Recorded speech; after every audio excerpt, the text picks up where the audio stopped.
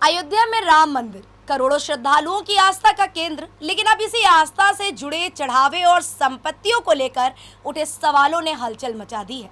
मामला इतना गंभीर कि जांच की जिम्मेदारी एसआईटी को सौंपी गई है। जांच की आंच उन लोगों तक पहुंच रही है जो कभी मंदिर ट्रस्ट के बेहद करीबी माने जाते थे। सवाल उठ रहा है कि आखिर कुछ वर्षों में करोड़ों की संपत्तियां कैसे खड़ी हो गई? क्या सब कुछ नियमों के तहत हुआ या फिर आस्था के नाम पर कोई बड़ा खेला खेला गया है? फिलहाल आरोप है, जांच जारी है, सच की तलाश में जुटी है एसआईटी। इसके लिए देखिए आप हमारी ये रिपोर्ट। नमस्कार, आप देख रहे हैं स्वराज पावर और आपके साथ मैं काजल अवस्थी। राम मंदिर के निर्माण और प्राण प्रतिष्ठा के बाद अयोध्या दुनिया के सबसे बड़े धार्मिक केंद्रों में शामिल हो चुका है। हर दिन हजारों श्रद्धालु यहां पहुंच रहे हैं और मंदिर में करोड़ों रुपए का चढ़ावा आ रहा है।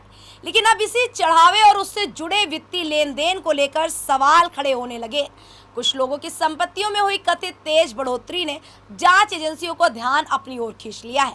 आरोप है कि मंदिर से जुड़े कुछ प्रभावशाली लोगों के करीबी रहे व्यक्तियों ने कम समय में बड़ी आर्थिक तरक्की कर ली। उत्तर प्रदेश सरकार द्वारा गठित विशेष जांच दल यानी एसआईटी अब इस पूरे मामले की तह तक पहुंचने की कोशिश कर रही है।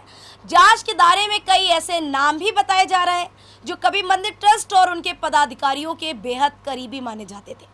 जांच एजेंसियां जमीन खरीद बिक्री, बैंक खातों, संपत्तियों और आर्थिक गतिविधियों की बारीकी से पड़ताल कर रही हैं। अब सवाल यह उठ रहा है कि जिन लोगों के पास कुछ साल पहले सीमित संसाधन तक नहीं थे, उनकी संपत्तियों में अचानक इतना बड़ा इजाफा कैसे हो गया? हालांकि अभी किसी भी व्यक्ति को दोषी नहीं ठहराया गया है और न ही किसी आरोप की आधिकारिक पुष्टि हुई है। एसआईटी दस्तावेजों और रिकॉर्ड्स का मिलान कर रही है। जांच का मकसद यह पता लगाना है कि संपत्तियों के लिए आखिर ये धन कहां से आया। क्या सभी लेन देन कानूनी प्रक्रिया के तहत हुए हैं या कहीं किसी नियम का उल्लंघन तो नहीं हुआ? जांच एजेंसियां वित्तीय दस्तावेजों के साथ साथ जमीन से जुड़े रिकॉर्ड भी खंगाल रही हैं। जैसे जैसे जांच आगे बढ़ रही है, वैसे वैसे राजनीतिक बयानबाजी भी तेज होती जा रही। विपक्ष इस मामले में पूरी पारदर्शिता और जवाबदेही की मांग कर रहा है। वहीं मंदिर ट्रस्ट से जुड़े लोग भी सभी आरोपियों को बेबुनियाद और राजनीति से प्रेरित बता रहे हैं।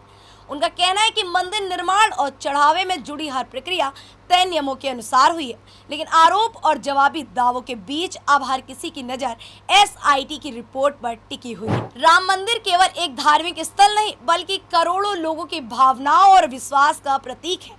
ऐसे में उससे जुड़े किसी भी विवाद का असर सीधे जनमानस पर पड़ता है। यही वजह है कि लोग इस जांच के नतीजों का इंतजार कर रहे हैं। यदि आरोप सही साबित होते हैं तो कई बड़े सवाल भी खड़े होंगे और यदि आरोप गलत साबित होते हैं तो कई लोगों की साख पर लगे दाग भी धुल जाएंगे। आस्था के इस सबसे बड़े केंद्र पर उठे सवालों का जवाब अब जांच एजेंसियों को देना है।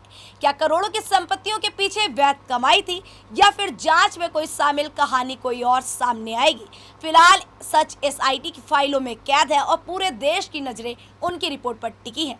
ऐसी ही और खबरों के लिए देखते रहिए स्वराज पावर।